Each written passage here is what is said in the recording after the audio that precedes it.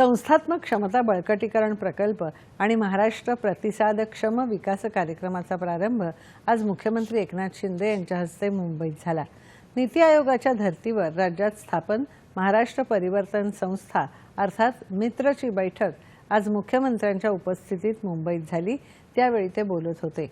महाराष्ट्र जिल्हास्तरीय विकासाला चालना देण्यासाठी संस्थात्मक क्षमता बळकटीकरण प्रकल्पाला जागतिक बँकेचं 1562 कोटींचं अर्थसहाय्य मिळालं आहे। महाराष्ट्र प्रतिसादक्षम विकास कार्यक्रमांतर्गत कृष्णा भीमा खोऱ्यातल्या विशेषतः सांगली आणि कोल्हापूर जिल्ह्यांमध्ये पूरस्थिती नियंत्रणासाठी काम केलं जाणार आहे। हा प्रकल्प 3200 कोटी रुपयांचा असून जागतिक बँक 2240 कोटींचं अर्थसहाय्य देणार आहे। मित्रने कृषी, आरोग्य, शिक्षण, पर्यावरण, पायाभूत सुविधा तसंच ऊर्जा क्षेत्रावर लक्ष केंद्रित करावं असे निर्देश मुख्यमंत्र्यांनी यावेळी दिले।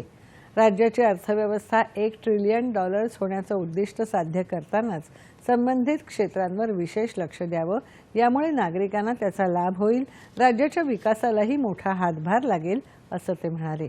उपमुख्यमंत्री देवेंद्र फडणवीस, मित्रचे उपाध्यक्ष राजेश क्षीरसागर यांच्यासह वरिष्ठ सनदी अधिकारी यावेळी उपस्थित होते।